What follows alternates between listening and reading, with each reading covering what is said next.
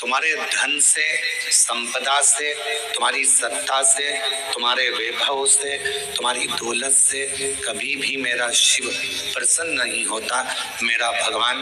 तो तुम्हें जो निशुल्क 1 लोटा जल मिला है, बेलपत्र वृक्ष पर निशुल्क मिली है, और जल की धार और बेलपत्र एक चढ़ाकर आप बाबा को अपना बना सकते हो, शिव को अपना कर सकते हो। अब उसमें कोई आपका शुल्क नहीं लगा। 1 लोटा पानी में आपका कोई शुल्क लगा है क्या? अपने घर का लोटा, अपने घर का पानी, यहाँ तक शिव महापुराण ने कहा कि मंदिर का पानी भी नहीं उठाना, मंदिर का लोटा भी नहीं उठाना, अपने घर से लेकर जाओ, अपना दर्द सुनाने के लिए, अपने मन की बात भगवान को कहने के लिए अपने साथ अपना जल लेकर जाए।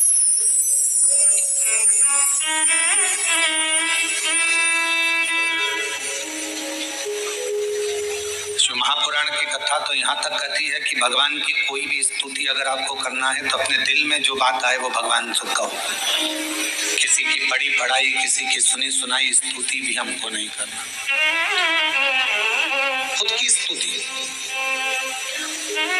जो आपके दिल से निकल रही हो भगवान के लिए, उसको पुकारने के लिए, उसको बुलाने के लिए, वो स्तुति खुद करी।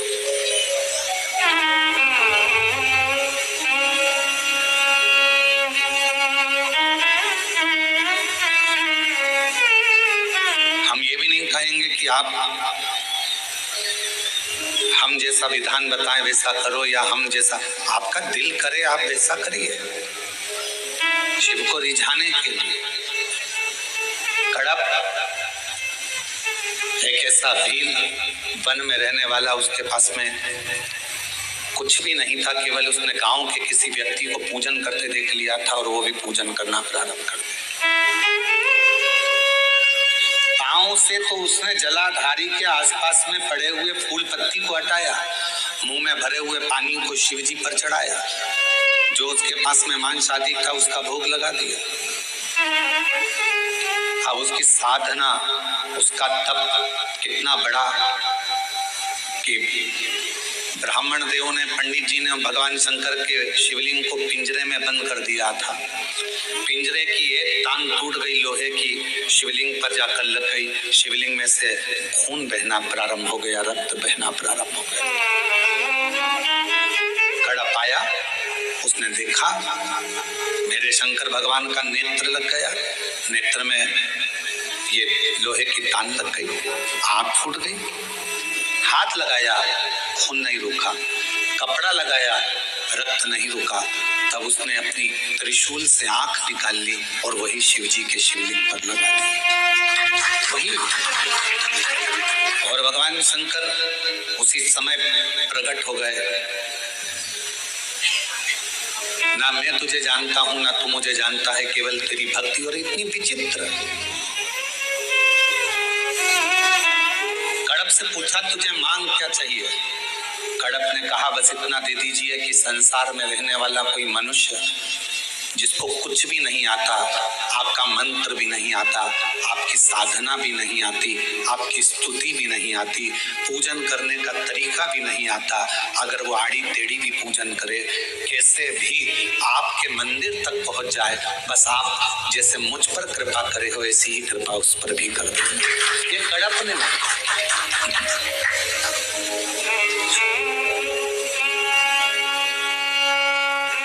शंकर भगवान तुम्हारी स्तुतियों से, मेरे शंकर भगवान तुम्हारे बहुत सारा की 100 लोटे जल चढ़ाओगे तो शंकर जी प्रसन्न होंगे, 1.25 लाख बेलपत्र चढ़ाओगे तो शिव जी प्रसन्न होंगे। भगवान शंकर के लिए कड़क व्रत करोगे, कुछ भी खाओगे पियोगे नहीं तो शंकर भगवान प्रसन्न होंगे, या अपना घर छोड़ दोगे तो शंकर भगवान प्रसन्न होंगे, या भगवान शंकर को शहद चढ़ाओगे या शंकर भगवान को रस चढ़ाओगे, ये चढ़ाओगे तो शंकर भगवान प्रसन्न होंगे। नहीं रे भाई, शंकर जी को प्रसन्न करने के लिए एक तो दिखावा मत करना, आडंबर मत करना, भगवान शंकर को प्रसन्न करने के लिए कहीं से कर्जा मत करना, भगवान शंकर को प्रसन्न करने के लिए केवल तेरा दिल, तेरा मन हृदय से बैठ बैठ जाना और मुख से ओम नमः शिवाय, ओम नमः शिवाय, श्री शिवाय नमस्तुभ्यम का उच्चारण करना। जो तेरे पास में है वो शिव को समर्पित करना। जो तुझे बोलना आता है, जो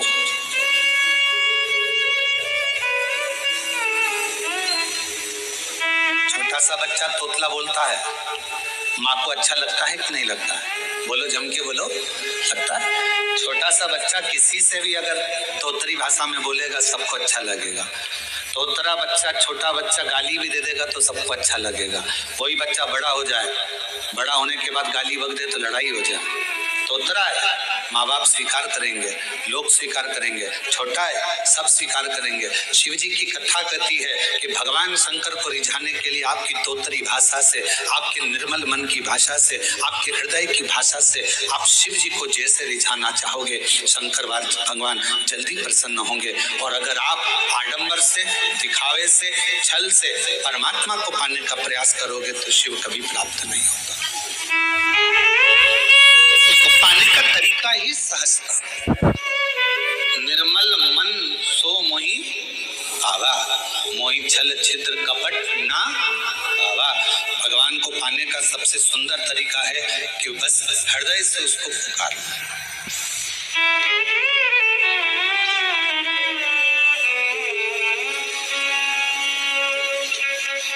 बारिश पड़े तो छाता लिया जाता है और दुख पड़े तो शिव का नाम लिया जाता है। केवल जब दुख आए, तकलीफ आए, कष्ट आए, परेशानी आए, थोड़ा सा भी जीवन में अगर लग रहा है कि हमारी कष्ट की जिंदगी चल रही है, हमारे परेशानी का जीवन चल रहा है, उस समय पर शिव नाम लेना प्रारंभ कर दो। श्री शिवाय नमस्तुभ्यम कहना प्रारंभ कर दो। धीरे धीरे उसका नाम उच्चारण करना प्रारंभ कर दो। घर के दरवाजे पर श्री शिवाय नमस्तुभ्यम लिख दो। गाड़ी पर, बंगले पर, दुकान पर, जायदाद पर उसका नाम लिख दो कि अब हमारे बस का नहीं है, लोग हमको तकलीफ दे रहे हैं, कष्ट दे रहे हैं, अब दुनिया हमारे से नफरत कर रही है, पर मेरे बाबा तू मुझे निभाल लेना। पूरी जमीन, जायदाद, मकान, गाड़ी, खुद सब कर श्री शिवाय नमस्तुभ्यम लिख दो, उसके सुप्रत कर दो। एक बहन ने एक पत्र लिखा था कल कि रुद्राक्ष क्यों पहना जाता है, तुलसी की माला क्यों पहनी जाती है? रुद्राक्ष पहनने का कारण क्या है? तुलसी की माला पहनने का कारण क्या है? क्यों रुद्राक्ष पहना जाए, क्यों तुलसी की माला पहनी जाए, उसका कारण क्या है? हम आपसे पूछते हैं, सब बोलना। एक कटोरी में शक्कर ले लो, ठीक है, उसमें तुलसी का थोड़ा सा दल डाल दो, क्या बन गया? जम के बोलो, प्रसाद। भोजन है, भोजन की थाली में जब तक तुलसी का दल नहीं डाला तब तक वो प्रसाद नहीं हुआ। तुलसी का एक पत्ता, थोड़ा सा दल भोजन की थाली में डल गया, क्या बन गया? इतना बड़ा भगोना भरकर नुक्ति बनी है, सेव बना है, प्रसाद बना है, उसमें थोड़ा सा तुलसी का दल डाल दो, क्या बन गया? प्रसाद। अब शिव का प्रसाद कैसे बनता है? तो कहा भगवान के प्रसाद में जो सामग्री हो उसमें बेलपत्री डाल दीजिए, रुद्राक्ष का भाग उसके अंतर्गत, अर्थात भगवान शंकर स्वयं माँ महागौरी से कहते हैं, ये महागौरी, हे गौरी, हे महागौरी। जैसे तुलसी भोजन में डालने पर प्रसाद बन जाती है, उसी तरह संसार का मनुष्य जब किसी रुद्राक्ष को अपने गले में धारण करता है तो वो मेरे लिए प्रसाद बन जाता है, मेरा अपना बन जाता है, उसको मैं स्वीकार कर लेता हूँ, वो मेरा अपना है। अब प्रसाद को आप लोग नाली में फेंकते हो क्या? प्रसाद को आप गटर में फेंकते हो क्या? प्रसाद को आप कहीं गलत जगह डालते हो क्या? नहीं, क्योंकि वो प्रसाद बन गया। गले में अगर रुद्राक्ष की माला आ गई, एक रुद्राक्ष तुम्हारे गले में लाल धागे में पड़ा हुआ है, तुलसी की माला तुम्हारे गले में पड़ी हुई है, आप भगवान का प्रसाद हो। अगर चलते फिरते मौत का किसका ठिकाना, मृत्यु का किसको भरोसा, कब प्राण छूट जाए। अगर हमारे गले में रुद्राक्ष पड़ा है, तुलसी की माला पड़ी है और हमारे प्राण छूट भी गए तो हम वो प्रसाद हैं कि हमें नरक में नहीं पटका जाएगा, गलत जगह पर नहीं पटका जाएगा, हमको श्रेष्ठ जगह पर रखा जाएगा। प्रसाद को नाली में नहीं डालते, प्रसाद को गटर में नहीं डालते। रुद्राक्ष पहनने वाला, तुलसी की माला धारण करने वाले को गलत जगह पर नहीं भेजा जाता, गलत जगह। आप गले में अगर रुद्राक्ष धारण करते हो तो शिव का प्रसाद हो। और जितने शिव भक्त इस ऑनलाइन शिव महापुराण की कथा को आस्था चैनल पर श्रवण कर रहे हैं, फेसबुक यूट्यूब पर सुन रहे हैं और सोशल मीडिया पर इस कथा को अगर श्रवण कर रहे हैं, तो उनसे कहूंगा अपने गले में एक रुद्राक्ष अवश्य डालो। तुलसी की माला भी अगर है तो भी एक रुद्राक्ष जरूर डालो। क्यों? अगर गूगल पर सर्च करोगे, फेसबुक यूट्यूब पर सर्च करोगे, इंस्टा पर सर्च करोगे तो उसमें आपको मालूम पड़ेगा एक रुद्राक्ष यदि हमारे गले में होता है तो हमारी बीपी, शुगर, थायराइड इन सबको लेवल में रखता है और वो ना शुगर बढ़ने देता है, ना शुगर घटने देता है, ना बीपी बढ़ने देता है, ना बीपी घटने देता है। एक रुद्राक्ष अपने गले में होना चाहिए।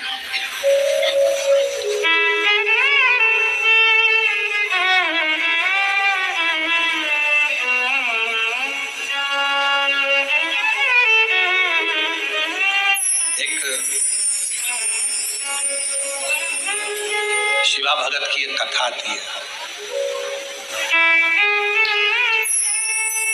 मालती का एक पुत्र था शिवा, उसको लोग शिव कहते थे। क्यों? क्योंकि मालती के घर में कमाने वाला कोई नहीं था, ससुर के प्राण छूट गए थे, पति शरीर से विकलांग था और मालती मेहनत करती, परिश्रम करती। घर में एक बेटे का जन्म हुआ जिसका नाम शिव के ऊपर शिवा रखा।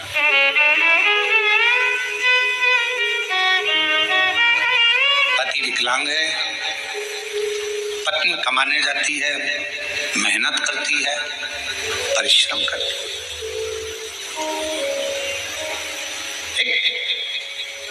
अगर घर में तकलीफ है, घर में कष्ट है, परेशानी है, कलिकाल का समय है, कलयुग का समय है, शास्त्र कहता है कि इस कलिकाल में धर्म पत्नी को पति के कदम से कदम मिलाकर साथ देना चाहिए, मेहनत में, परिश्रम में आगे रहना चाहिए।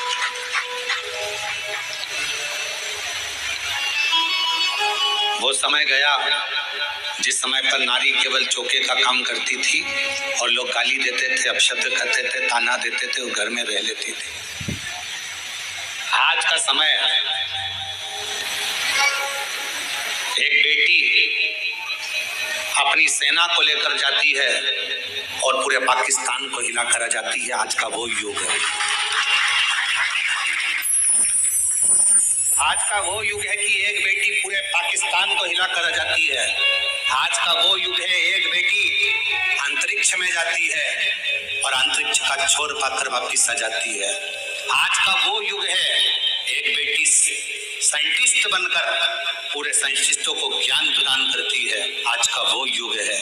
आज की बेटी collector, SP, IG, DIG, commissioner और बड़े बड़े अधिकारी और मंत्री के पद पर बैठती है। आज का वो युग है। हो गया समय, एक कलिकाल का समय, कलयुग का समय। और ये किसने दिया? कोई तुमसे पूछे कि एक स्त्री को आगे करने का अधिकार किसने दिया, तो तुम कह देना भगवान शंकर ने दिया। कहा? तारकासुर जैसा असुर सामने था, विदल उत्पल नाम के असुर सामने थे, महिषासुर सामने था और उस महिषासुर को मारने के लिए संपूर्ण जगत के देवता, 33 कोटि देवता सामने खड़े हुए थे।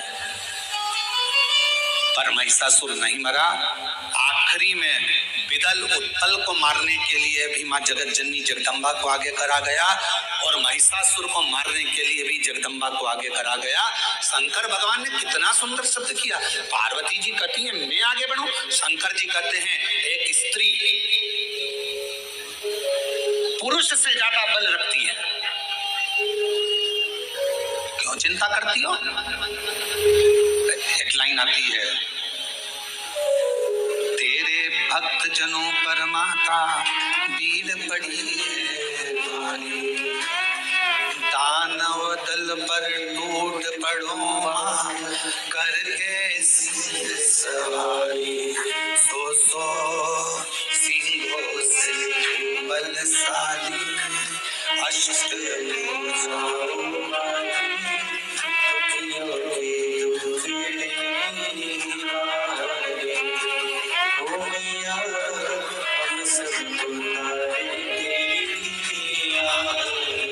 कितने सिंह, जाओ के बोलो जरा, फिर से लाइन बोलो, सो सिंहों से बलशाली अष्ट दुखियों के सो सिंहों से तू बलशाली है जगत जननी, सो सिंहों से। अब जरा विचार करिएगा, किसी व्यक्ति को अगर संबोधित किया जाता है ये तो शेर है, मतलब वन ओनली एक, और बहू को सम्मानित किया जाता है, सो पे भारी है। बोलो सही है कि गलत है।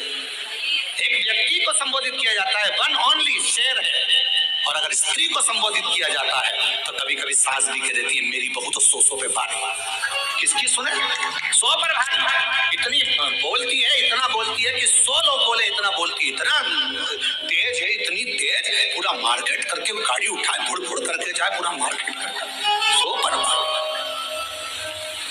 बोलो बोलो सत्य है कि गलत है। संबोधन, अब आप किसी व्यक्ति के लिए ये तो शेर है, शेर ओनली वन, और वो 100 पूरी 100 भारी है। सो सिंहों से बलशाली अष्ट भुजाओं वाली, दुखियों के ओ मैया हम सब उतारे मेरी अब 100 सिंहों के बराबर उसमें बल है। शंकर भगवान आज के युग में, कलयुग में अगर स्त्रियां नारियां आगे आकर कार्य कर रही हैं, स्त्रियां आगे बढ़ी हैं, तो इसमें सबसे बड़ा योगदान, सबसे बड़ी कृपा मेरे देवाधिदेव महादेव की है, जिन्होंने पार्वती जी को आगे करा, मां जगदम्बा को आगे करा। तू असुरों को मार सकती है, तू भद्रकाली बन सकती है, तू कुष्मांडा बन सकती है, तू स्कंदा बन सकती है, और एक समय ऐसा आए तो तू अन्नपूर्णा भी बन सकती है। याद करिए, जब पूरा विश्व भूख से बिलख रहा था, पूरा विश्व, अकाल पड़ गया पूरी सृष्टि में, तड़पने लगे लोग, पक्षी मरने लगे, पशु मरने लगे, मानव मरने लगे, कुछ नहीं बचा। शिव अखंड समाधि में डूबे हुए थे और शंकर भगवान अखंड समाधि में थे। देवता आए शिव जी से प्रार्थना करने के लिए, शिव जी उठते नहीं। ब्रह्मा जी आए, शिव जी उठते नहीं। इंद्र आए, शिव जी उठते नहीं। अखंड समाधि में लगे भगवान देवाधिदेव महादेव, उठने का नाम नहीं, नेत्र बंद, क्या हो रहा है मालूम नहीं, पर पार्वती माता से रहा नहीं गया। सूचना मिली पूरा ब्रह्मांड हिल रहा है, सब भूख और प्यास से तड़प रहे हैं। तब माँ अम्बा जगदम्बा माता पार्वती ने विचार करा, मेरे बच्चे, ये संसार के लोग भूख से तड़प रहे हैं। तब मेरी माँ अम्बा जगदम्बा जी ने तुरंत अन्नपूर्णा का रूप धारण करा, भूमि पर चरण रखकर धान उत्पन्न किया, धान उत्पन्न किया, और चरण रखकर धान लेकर मेरी माँ थोड़ा सा अन्न का भाग लेकर जो मेरी अन्नपूर्णा माता ने जीवों का भरण पोषण करना प्रारंभ करा, तो माता जी को अन्नपूर्णे सदा पूर्णे शंकर प्राण वल्लभ है। भगवान शंकर की प्रिया माँ जगत जननी पार्वती जी जगत का भरण पोषण करने वाली हो गई। भगवान शिव के नेत्र खुले, शंकर भगवान के नेत्र खुलते से उनको भी जब बहुत हजारों वर्ष की तप साधना कर ली तो उठते से ही कुछ भूख से भाव में आई, भोजन का भाग मांगने के लिए स्वयं अन्नपूर्णा के दरवाजे पर चले गए। स्वयं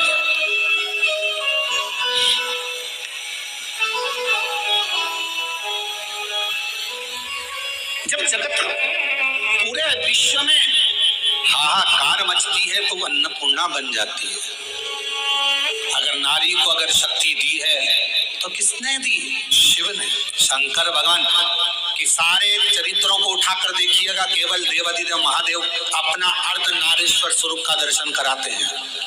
आधा शिव आधा पार्वती। पार्वती तू मेरी शक्ति है, शक्ति ही शिव है और शिव ही शक्ति है, दोनों।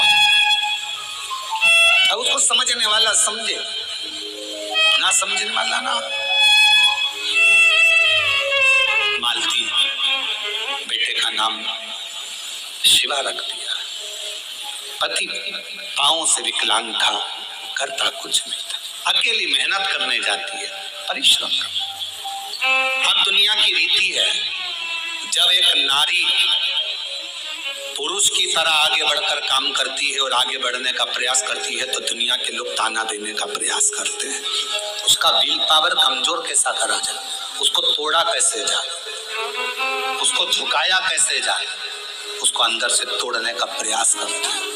पर जितनी भी मेरी बेटियां इस कथा को सुन रही हैं, जितनी मेरी जीजियां इस कथा को सुन रही हैं, जितनी मेरी माताएं इस कथा को श्रवण कर रही हैं, दुनिया का कोई व्यक्ति तुम्हें कितना भी ताना दे दे, कितनी भी गाली दे दे, तुम्हारे ऊपर कितना भी अपशब्द कह दे, तो भी अंदर से टूटना मती, दमदारी से चलते रहना, आगे बढ़ते रहना। तुम्हारा कर्म तुम्हारा जवाब देगा, तुम्हारा कर्म तुम्हारा जवाब देगा। तुम तो बढ़ते चलो, हाथी की अलमस्तता में आगे बढ़िए, कुत्ते पीछे चिल्लाते रहेंगे। कुत्तों की वो औकात नहीं होती जो सामने आकर भोग दे, कुत्ता हमेशा पीछे ही भोगता है। तुम अपनी अलमस्ती में चलो मेरी बहनों, तुम अपनी अलमस्ती में चलिए मेरी जीजियों, अपनी लगनता, अपनी कर्मता। मैं मेहनत करूंगी, पढ़ाई करूंगी, परिश्रम करूंगी, मैं आगे बढ़ूंगी। लोग ताना देंगे, अपशब्द कहेंगे, गालियां देंगे, आपके बारे में आड़ा टेढ़ा विचार रखेंगे, पर आप एक हाथी की तरह बढ़ते चले जाना, क्योंकि कुत्ता पीछे ही भौंकता है, हाथी के सामने नहीं आ पाता। कुत्ते का काम है पीछे भौंकना, वो हाथी के सामने नहीं आ पाता, क्योंकि कुत्ते को भी मालूम है कि हाथी के पांव में वजन है, सामने आऊंगा तो दुबस देगा, इसलिए कुत्ता केवल पीछे ही भौंकता है, उसकी वहीं तक सामर्थ्यता है।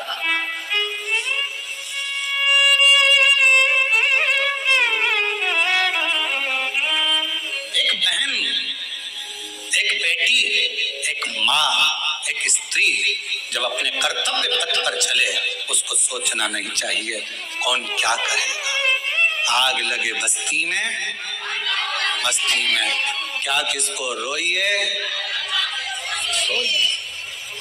कौन कहेगा, क्या बोलेगा, बोले।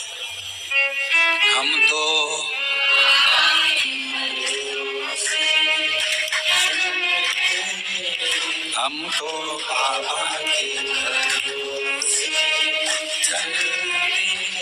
ये दुनिया वाले जल्दी, ये दुनिया वाले जलते, डमरू वाले के भरोसे चलते, काशी वाले के भरोसे। अपनी मस्ती में मेरी बहनों, मेरी जीजियों, मेरी बेटियों, अपनी मस्ती में अपने कर्तव्य पथ पर आगे बढ़ो। गली गली में कुत्ता मिलेगा, क्या हाथी सबसे भिड़ता है? बोलो बोलो, जम के बोलो। गली गली में कुत्ता मिलेगा, क्या हाथी सबसे भिड़ता है? नहीं। हाथी को मालूम है ये भोगता रहेगा, अपन बढ़ते रहेंगे, फिर अगले गांव जाएंगे, फिर अगली जगह जाएंगे, फिर चिल्लाएंगे। इनका फर्ज है चिल्लाना, क्योंकि पैदा ही इसलिए हुए हैं कि इनको चिल्लाना ही है। अपना कर्म, अपना कर्तव्य, अपने को आगे बढ़कर जाना, अपना कर्तव्य, आगे बढ़ते चलो, बढ़ते चलो। शिव कथा कर रही है। मालती ने विचार करा कि घर को चलाना है, बेटे का जन्म हुआ है, बेटे का नाम शिवा रखा है। शिव कहती है माँ। धीरे धीरे बच्चा एकांत रहने लगा, समय बीता। एक दिन माँ काम में लगी रहती, बच्चे को घर में जब भरण पोषण का कुछ ना पड़ा, कुछ जिस जगह पर माँ काम करती थी उसी जगह पर उस बच्चे को काम पर लगा दिया और कह दिया मेरा स्वास्थ्य ठीक नहीं, सेठ जी मैं आपकी दुकान पर, आपके घर पर कार्य करने नहीं आ सकती, अब मेरा पुत्र है। ये कथा कोई पुरानी नहीं, इसी कलयुग की है, इसी कलयुग। आपके यहाँ ये मेरा पुत्र आएगा। छोटा सा लड़का, 9 वर्ष की उसकी आयु, सेठ जी के घर कार्य करने जाता तो सेठ जी का गांव बहुत दूर था। वहां से आता, बेटे को भय लगता, डर लगता, क्या करे। माँ के पास आकर बोला माँ, सेठ जी कभी रात्रि को छोड़ते अकेले जंगल में आने में मुझे भय लगता है। माँ कहती क्या भय। हाथ पकड़ा बेटे का माँ ने, शंकर भगवान के शिवालय में लेकर गई। शिव जी के गले में पड़ी हुई रुद्राक्ष की माला निकाली, माला निकालकर बेटे के गले में डाल दी और कह दिया केवल तू अकेला नहीं, तेरा महादेव तेरे साथ चलेगा, हर पल हर घड़ी हर क्षण रहेगा। और मालती की कथा कहती है, भगवान शंकर का चरित्र कहता है, रात्रि के समय पर बेटा शान से धड़क बेधड़क चल कर आता था। एक समय कोई प्रेत सामने से, कोई प्रेत पेड़ पर से लटकता हुआ दिखा। इस बालक को भय न लगा, इसने हाथ जोड़कर प्रणाम कर कर कहा तुम कौन हो? कौन? कहा मैं प्रेत हूं, अधोगति में मरा हुआ हूं, मेरी गति नहीं, मेरी मुक्ति नहीं। तो फिर आपका मोक्ष नहीं हुआ तो मेरे जैसे मनुष्य को आपकी वाणी क्यों सुनाई दे रही है? प्रेत का शब्द एक एक शिव भक्त के हृदय में बैठना चाहिए। इस प्रेत के शब्द को प्रेत कहता है मैं मनुष्य जैसी वाणी नहीं बोल सकता था। प्रेत कहता है मैं आपसे बात नहीं कर सकता था क्योंकि मैं प्रेत हूं। पर आप रोज प्रतिदिन रुद्राक्ष की माला को धारण कर कर यहाँ से निकलते हो। आपके जाने के बाद आपके चरण की जो रज है, धूल, वो उड़ती है, पेड़ों की पत्ती पर जाती है, वो हवा में मुझे मिलती है। उसके कारणवश मुझे थोड़ा सा बल मिला है जिससे मैं बोल भी सक रहा हूँ और आपसे बात भी कर सक रहा हूँ। ये मुझे बल मिला है। क्या चाहते हो? क्या चाहते हो? बस एक निवेदन है, कभी मौका मिले तो इस पथ से आपसे निवेदन है कि आप इस पथ से जाना बंद ना करिएगा। जब भी मौका मिले इस पथ से जरूर जाइएगा। उस शिवा पुत्र ने कह दिया मैं जरूर जाऊंगा। निकलते रहे, निकलते रहे, निकलते रहे, निकलते रहे, निकलते रहे, उसी पथ से निकलते रहे। एक दिन वो प्रेत योनि से छूट गया, देव योनि में आ गया। कानों में कुंडल डले थे, सिर पर मुकुट पहना था, गले में हार पहना था, सुंदर पीतांबर पहना हुआ था और सुंदर हाथ में एक शस्त्र लिया हुआ था। हाथ जोड़कर खड़ा हो गया, आज मैं प्रेत योनि से मुक्त होकर देव योनि में आ गया। ये आपकी कृपा है। उस शिवा पुत्र ने कहा मेरी कृपा कैसे? मैंने तो कुछ करा ही नहीं, बस आपके गले में पड़े हुए रुद्राक्ष को पहनकर आप जाते थे और आपके रज से मैं कृतार्थ होता चले गया, मेरा उद्धार होता चले गया। उस प्रेत ने जो कहा, कितनी सुंदर बात कही। अगर रुद्राक्ष पहनकर कोई संसार का मनुष्य किसी मार्ग से निकल कर जाता है तो ना जाने कितने कितने प्रेतों का और जीवों का कल्याण करते करते जाता है। सांसारिक मनुष्य की तो बात ही दूसरी। और शंभु शरण मांगो घड़ी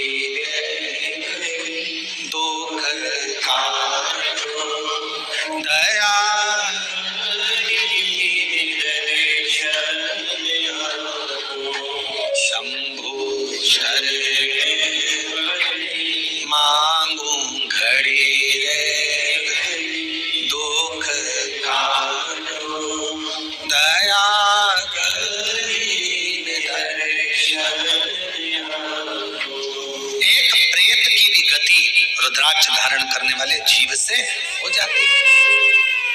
माताएं कहती हैं कि रुद्राक्ष पहनना चाहिए, क्यों नहीं? हम तुलसी की माला पहने कि रुद्राक्ष पहने, दोनों पहनो, कोई दोष तो नहीं लगेगा। कहाँ लिखा कि तुलसी पहनने वाले को रुद्राक्ष नहीं पहनना चाहिए, रुद्राक्ष पहनने वाले को तुलसी नहीं पहनना चाहिए? जब भगवान राम भगवान शंकर जी की आराधना करते हैं और शंकर जी भगवान राम की आराधना करते हैं तो दोनों के लिए समता है। किसी के लिए ना तुलसी से भेद ना रुद्राक्ष से भेद, दोनों धारण कर सकते। गले में एक रुद्राक्ष का मन का आपके जीवन में ना जाने कितनी व्याधियों से, कितने दुखों से तुमको निकाल देता है, कितने दुखों से। एक पत्र है, देखिए।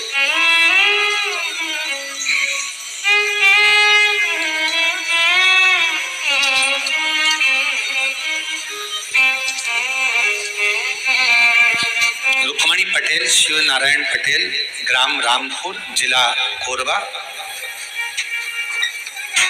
रामपुर करतला, छत्तीसगढ़ से। 12 वर्ष तक मेरे यहाँ संतान का सुख नहीं हुआ। हमने मेडिकल टेस्ट कराया, टेस्ट भी करवाया, सब कुछ करवाया, पर संतान का सुख नहीं हुआ। तब किसी ने कहा कि सफेद आंकड़े की जड़ का प्रयोग करो और भगवान शंकर का पशुपति व्रत करो, टीवी पर कथा आती है वो सुनो। हमने सब कुछ किया, फिर बाद में जब संतान का सुख नहीं आया तो फिर वापस व्रत किया और कोकड़ी में आपकी कथा थी वो श्रवण करी। बाबा की ऐसी कृपा हुई गुरुदेव, मेरे बाबा ने 12 साल के बाद मुझे संतान दी। मैं बाबा को प्रणाम करती हूँ।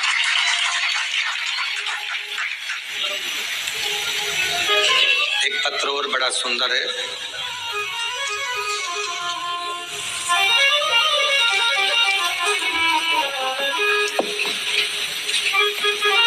एक रुद्राक्ष के जल की क्या महत्वता है इस पत्र में देखिए। मेरा नाम श्रीमती रितु डिक्सेना, ग्राम हरदी बाजार में रहती हूँ। हरदी बाजार की पुत्र वधू हूँ। बाबा, शादी के 12 वर्ष के बाद 2023 में मेरे गर्भ में मुझे तकलीफ हुई। पहले डॉक्टरों को दिखाया तो बच्चेदानी में छाले बता दिए, फिर डॉक्टर को दिखाया तो गर्भाशय में बच्चेदानी में 7 गठाने हो गए। घबरा गए। डॉक्टर ने कहा ये गठानों की जांच होगी, मालूम पड़ेगा कि कौन सी बीमारी है। हम लोग घबरा गए। तब किसी ने कहा कि सीहोर जाकर अगर वहां का रुद्राक्ष लाया जाए, और सीहोर गए। वहां से आकर गुरुजी हमने पशुपति व्रत भी किया, रुद्राक्ष को पानी में गलाकर उसका जल पीना प्रारंभ करा। और फिर 29/5/2025 में हम बिलासपुर में फिर चेकअप कराने के लिए गए। बाबा ने ऐसी कृपा कर दी, कोई ऑपरेशन करने की जरूरत नहीं पड़ी और बाबा की कृपा से मेरी पूरी रिपोर्टें नॉर्मल आ गई। जिन रिपोर्टों को मैं अपनी फाइल में भी लगाकर लाई हूं कि मेरी सारी रिपोर्ट बाबा ने नॉर्मल कर दी। शिव शिव है, शंकर शंकर है, शिव शिव है। एक रुद्राक्ष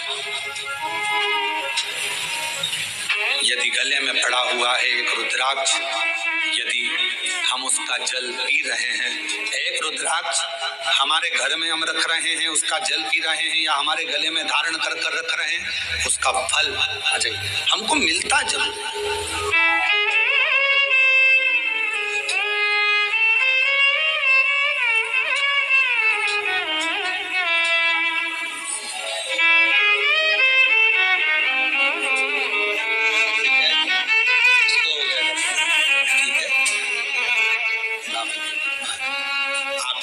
हो गई थी, बच्चादानी में 7 गठाने हो गई थी और छाले पूरे बच्चादानी में हो गए थे। डॉक्टर की कृपा, भगवान शिव की करुणा और साथ में शिव की उदारता से रुद्राक्ष के जल से आज पूरी बच्चादानी की गठाने भी गल गई, छाले भी समाप्त हो गए और शिव की कृपा। और तेरी कृपा का क्या है भरोसा, कब किस पर हो जाए जरा सी उम्र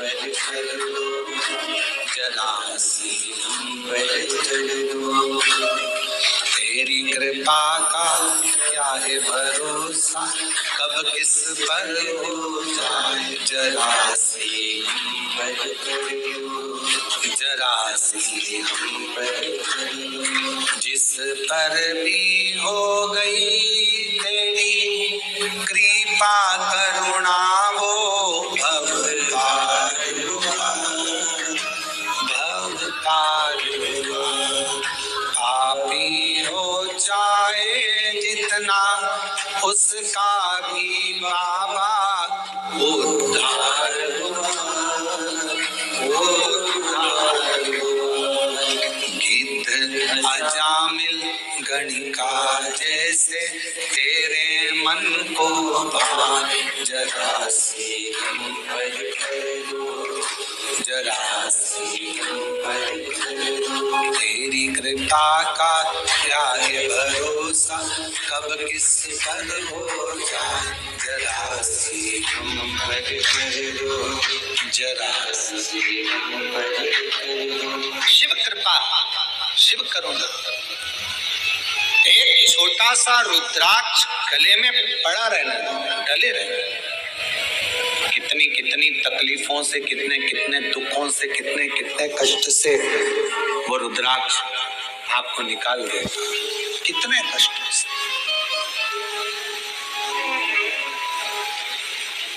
शिव महापुराण की कथा करेंगे। शंकर भगवान की भक्ति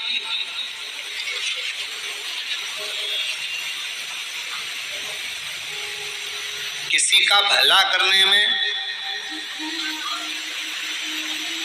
और भगवान शंकर का भजन करने में धन मूल नहीं, मन मूल है। मन, आप कितना भजन करते हो, धन से भगवान कभी प्रसन्न नहीं हो सकता। धन से भगवान कभी प्रसन्न नहीं हो सकता, आडंबर से भगवान कभी प्रसन्न नहीं हो सकता। क्या था माता पार्वती जी के पास में? जिस समय माँ पार्वती जी की अवस्था 6 वर्ष की हो गई और माँ पार्वती जी अपना भवन छोड़कर वन में चली गई अपनी सहेलियों के साथ, एक गुफा में प्रवेश कर गई माता पार्वती जी। छोटी सी गुफा में रहकर माता पार्वती जी ने तप साधना प्रारंभ कर दी। क्या था पार्वती जी के पास में? ना माँ पार्वती जी हिमालय राज की नगरी से ना पात्र लेकर गई थी, ना पूजन का कोई सामान लेकर गई थी।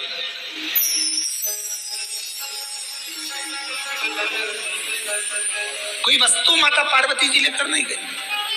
अपने पिता के घर से गई तो खाली हाथ गई। अपनी सहेलियों के साथ, सखियों के साथ गुफा में बैठकर भगवान का तप करने बैठ गई। जब पार्वती जी ने देखा कि मैंने हजारों समय निकाल दिया, वर्ष निकाल दिया, शिव जी प्रसन्न नहीं होते, शंकर भगवान सामने आते ही नहीं। और आपको पहले भी कथा में कहा, तब से भगवान को प्रसन्न करना कोई साधु, कोई सन्यासी, कोई तपस्वी, कोई साधक, कोई उपासक तब से भगवान को प्रसन्न कर सकता है। योग से, साधना से भगवान को कोई तपस्वी, साधक प्रसन्न कर सकता है। आप और हम तो कलयुग में रहने वाले हैं। आप तब करते हो क्या? आप करते हो तो बात दूसरी, हमसे तो नहीं बन पाता। हमसे तो केवल एक ही काम बनता है, सारी समस्या का हल जल। तब हमसे भी नहीं बनता। कोई हमसे कहे तुम साधना में बैठते हो, नहीं साहब, हम तो एक ही काम करते हैं, जय सुबह से लेकर शाम तक जितना समय मिलता है, श्री शिवा नमस्तु, श्री शिवाय नमस्तु। फिर कोई पूछे आपने क्या खाना छोड़ दिया, आप क्या फलाहार करते हो, तो हम जहाँ रुके हुए हैं वहां आकर हमारी जीजियों से पूछना, जो प्रसाद बनाती हैं उनसे पूछना क्या व्रत रखते हैं? नहीं, भोजन करते, 2 रोटी सुबह, शाम को 1.5 रोटी, इससे ज्यादा नहीं। भजन का बल, स्मरण, अपनी भक्ति। और छत्तीसगढ़ आते हैं तो चावल जरूर खाते हैं, वो जरूर खाते हैं। बाकी की जगह पर अगर कथा करने जाते हैं तो अपना सुबह का 2 रोटी है, शाम की 1.5 रोटी है, चावल प्रसाद भी नहीं लेते। कोई बाजार का तुम्हारा मीठा वीठा कुछ आप पूछिएगा, जो प्रसाद बनाते हैं कोई मीठा वीठा बाजार का नहीं, कोई चीजें नहीं, केवल साधारण भोजन, बाबा का भजन और आनंद।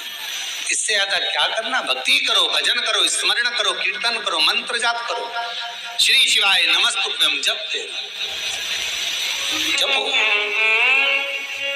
जितना भजन कर सकते हो उतना, जितना मंत्र जाप कर सकते हो उतना।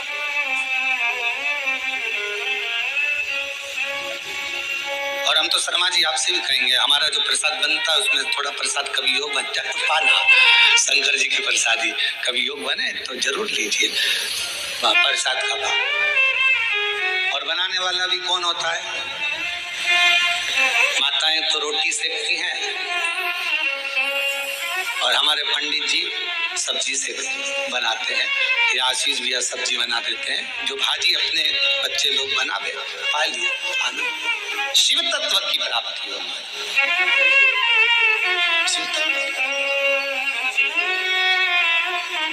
ना हमसे तब बनता, और हमें भरोसा है आपसे भी नहीं बनेगा। आपसे कोई कहते पेड़ के नीचे बैठी रहे, सिर पे पल्लू लेके बैठे 4 घंटे तो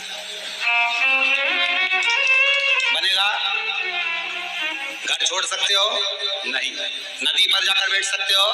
थोड़ा सा नदी में पानी बड़ा बारिश में तो पीछे खसक जाओगे, तुरंत नहीं बन सकता। ना हमसे तब बन रहा है, ना साधना बन रही है, ना हमसे कोई ऐसा व्रत बन रहा है। पहले के व्रत आज के व्रत में अंतर है। आज के व्रत में तो पेट भरकर फरहाल कर लो, फिर भूख लग जाती है, फिर सेव फल खा लिया, केला खा लिया, पपीता खा लिया, रात्रि के फिर फलहार की तैयारी, फिर वो खाने के बाद फिर दूध पीने की तैयारी, फिर आधी रात को फिर पति को नींद नहीं आ रही, पति बोले तेरा व्रत है, हाँ आज एकादशी है। पति ने मन में सोचा 11 बार खा लेती एकादशी पूरी हो जाती, क्यों ना खा। व्रत नहीं, ना हम तप कर पा रहे हैं, ना साधना कर पा रहे हैं, ना व्रत कर पा रहे। कली काल में इसलिए तुलसीदास बाबा ने लिख दिया कलियुग केवल नाम धारा, इसलिए तुलसी बाबा ने लिखा कलियुग में कुछ नहीं बने तो एक काम करो, राम राम राम राम जपते रहो, शिव नाम जपते रहो, कृष्ण नाम जपते रहो। तुम्हारे दिल में जो बैठ जाए, जिसका तुम भजन कर सकते हो उसको भजो, भगवान का भजन करने में मन लगा लो। तुम जितना जपोगे आडंबर से दूर रहोगे, तुम जितना जपोगे सबसे दूर रहोगे। इसलिए कलिकाल में एक नियम बना लिया, सारी समस्या का हल जल। फुर्सत मिले 2 मिनट जाओ, शंकर जी को जल चढ़ाओ। अपने शिव के लिए अगर तुम 2 मिनट का समय मंदिर जाने का निकाल लोगे तो भगवान शंकर भी अपने समय में से तेरा दुख हरने के लिए तेरे दरवाजे पर आकर खड़ा हो जाए। समय निकालो। आजकल का जमाना यही है, तुम किसी के यहाँ जाओगे तो कोई तुम्हारे यहाँ बोलो तो आएगा। बहन के घर शादी में जाओगे तो बहन तुम्हारे घर शादी में, तुमने अपनी बहू को भेज दिया तो वो भी बहू को भेज देगी। और तुम्हारे जाने में और बहू के जाने में अंतर है। बहू शादी में जाती है, काम वाम नहीं करती, कुर्सी पर डेंटिंग पेंटिंग करके बैठ जाती है, काम करेगी क्या? नहीं। मौसी सास की आई है, फैलारा पड़ा है तो पड़े रहने दो, सामान पड़ा है तो पड़े रहने दो। पर बहन के घर शादी में बहन जाती है, जितना सामान आता है, कपड़े आए, मायरे का सामान आया, सारा सामान संभालती है। मिठाई के डब्बे इधर रखेगी, बर्तन उधर रखेगी, सामान उधर रखेगी, बहन संभालेगी, बहू नहीं। अब तुम्हारे यहाँ शादी में तुमने बहू को भेजा तो उसने भी बहू को भेज दिया, तुम आती तो वो भी, तुमने संभाला तो वो भी संभालती। हमारी जीजी ने हमारे यहाँ काम संभाला था भैया, उसके घर काम आया है, हम भी जाके संभाल लेंगे क्योंकि हमारी बहन ने हमारे यहाँ संभाला था। उसी तरह जैसे तुम अपने रिश्तेदार को शादी में भेजते हो तो वो अपने रिश्तेदार को भेजता है। अब तुमने कह दिया मम्मी कथा हो रही है तुम चली जाओ, तो भगवान भी कह देगा जब अंतिम समय आएगा, ये मरने वाली है, यमराज, तू चले जा, तू चले। और अंतर देखिए, बहन आती तो काम करती, भगवान आता तुझे लेने के लिए भोलेनाथ तो नंदी पर बिठा कर ले जाता, डमरू बजाता। देवराज ब्राह्मण को लेकर गया था नंदी पर बिठा कर, नरसिंह जी को बैठा कर लेकर गया। और अगर यमराज आता है तो नंदी पर काय पर बिठा के ले जाता है? नहीं, पाड़े की पूंछ से बांध कर ठोकता ठोकता दे धम दे धम दे धम। खूब मोबाइल पे झूठ बोली थी, खूब दिया। दिन भर चीटिंग में लगी रहती थी, जरा सा कोई गलत लिखता था फेसबुक पे और कमेंट्स करती थी, उंगली पर रखेंगे और दो चेंगे, इसी से चलाती थी खूब व्हाट्सएप। दो जो चिल्लाएगी, क्षमा कर दो, मुझे माफ कर दो, एक बार वंस मोर फिर जन्म दे दो, मोबाइल नहीं चलाऊंगी, और चलाऊंगी तो शिव पुराण देखूंगी, फिर कुछ नहीं देखूंगी। भगवान बोले शिव पुराण की आड़ में चैटिंग करती रहती, फिर मारा फिर खूब। चलते चलते फिर याद आया, मेरी नीले कलर की साड़ी एक बार भी नहीं पहनी। यमराज से कहा, भगवान प्लीज क्षमा कर दो, बहुत दुख हो रहा है मुझे। भगवान ने पूछा, किस बात का दुख हो रहा है? अलमारी में तीसरे नंबर के ब्लॉक में नीले कलर की साड़ी रखी, उसकी फाल लगवा ली थी, चोली भी बनवा ली थी, बस पहन नहीं पाई। मुझे एक बार मौका दे दो, मैं पहन लूं। और हमारे मोहल्ले में नया पार्लर खुला है, उसके पास एक बार भी नहीं थी, कृपा करो। यमराज ने फिर दिया धर के चाल। किस काम की वो जिह्वा जो भगवान का भजन ना कर पाए, किस कान का वो श्रवण जो भगवान की कथा ना सुन पाए, और किस काम का वो मस्तक जो भगवान के आगे झुक ना पाए। किस काम, क्या करे वो सभी? कृपा पीड़ा मुख से राम नहीं निकले, राम नहीं निकले रे श्याम नहीं निकले। वो कहीं जाने हरि भजना में, जीवन गवाए दियो सजना में। भजना में मन नहीं लगा, सजना में मन लग गया। हम तो कई बार कथाओं में कह देते हैं, लोगों को बहुत बुरा लगता है कि आप जितना समय दर्पण को देती हो ना, जितना समय दर्पण को देती हो ना, जितनी देर कांच के सामने रहती हो, पेंसिल से लाइन खींचना, डब्बा भरना, फिर सुरमा लगाना, फिर पेंटिंग जितना समय दर्पण में देती हो, उसका आधा समय भी अगर मेरे शंकर को दे दिया तो सुंदरता मेरा शिव देगा। आधा समय निकाल कर भगवान शिव को दीजिए। और पुरुषों से निवेदन है, जितना समय फालतू की चर्चा में, व्यर्थ की बातों में, व्यर्थ के कमेंट्सों में और व्यर्थ की बातों में लगाते हो ना, उतने में से आधा समय निकाल कर मेरे शंकर के मंदिर में अपनी पत्नी को साथ लेकर एक लोटा जल चढ़ाने जा, तेरी पूरी जिंदगी सवर जाएगी। थोड़ा सा समय निकाल। अभी कावड़ चल रही है, पूरे भारत में कावड़िया कावड़ लेकर जा रहे हैं। जितने कावड़िया भारत की भूमि पर कावड़ लेकर जा रहे हैं, उनके चरणों को मैं नमन करता हूँ। कोरबा की इस भूमि से मैं दंडवत प्रणाम करता हूँ कि कावड़िया सनातन धर्म को जागृत कर रहा है। एक कावड़िया 50 व्यक्ति को जागृत करता है, सनातन धर्म को मजबूत करता है। मैं उनको प्रणाम करता हूँ। जो नवयुवक बेटा बेटी, नवयुवक बेटा बेटी, माताएं, बुजुर्ग सब अपने अपने भाव से भगवान की कावड़ लेकर जा रहे हैं। और जो कावड़ियाओं की सेवा में लगे हैं, कावड़ियाओं की सेवा में जितनी बड़ी बड़ी संस्थाएं सेवा में लगी हुई है, आप कभी बाबा धाम जाकर देखो। गए हो आप लोग बैद्यनाथ जी? बाबा धाम बैद्यनाथ गए? कावड़ भर के आए हो पहले कभी? आप लोगों ने देखा होगा, बाबा बैद्यनाथ जी के यहाँ सुल्तानगंज से कावड़ भरकर बाबा की जो कावड़ बैद्यनाथ जी पर जाती है, बाबा धाम जाती है बैद्यनाथ जी के यहाँ, पूरे रास्ते में लोग बड़े बड़े लंगर, बड़े बड़े टेंट दूसरी दूसरी जगह से आकर, खूब शहर के वासी, पूरी बिहार के लोग, पूरा उत्तर प्रदेश का लोग, वहां पर पूरा झारखंड का लोग पूरी तैयारी रखते हैं और बड़े बड़े कैंप लगाकर सबकी सेवा करते हैं। उनको धन्यवाद देता हूं, उनको प्रणाम करता हूं। साधु, आप जाओ हरिद्वार, आप जाओ उत्तर प्रदेश, काशी, बड़े बड़े संस्थाएं, बड़े बड़े सेवादार, बड़े बड़े अपने आनंद में। आप सीहोर जाकर देखिए, सीहोर में भी बहुत संस्थाओं ने अपनी अपनी सेवाओं के क्रम चालू रखे हैं। करा रहे लोगों का मुख झूठा, किसी को पानी पिलाना, किसी को चाय पिलाना, किसी को नाश्ता कराना, अपने आनंद के साथ कर रहे हैं, भगवान की भक्ति के साथ कर रहे हैं। देखो, और कुछ लोग संसार में ऐसे भी पैदा हुए हैं जो कावड़ भरने के लिए जा रहे हैं। तो क्यों जा रहे हैं, क्यों टाइम बर्बाद कर रहे हो, क्यों कर रहे हो, क्यों लंगर चला रहे हो, क्यों भंडारा कर रहे हो, उसमें भी तकलीफ उनको हो रही है। क्यों? क्योंकि ये सनातन धर्म को कभी मजबूत होता नहीं देख सकते, कभी केवल एक ही कसम खाइए कि हम सनातन को नीचे ले जाएंगे, ऊंचा नहीं। सनातन को ऊंचा ले जाने का प्रयास करो। इस भारत की भूमि को फिर विश्व गुरु बनाने का प्रयास करो। इस भारत की भूमि को फिर श्रेष्ठ बनाने का प्रयास। अग्रता रखिए,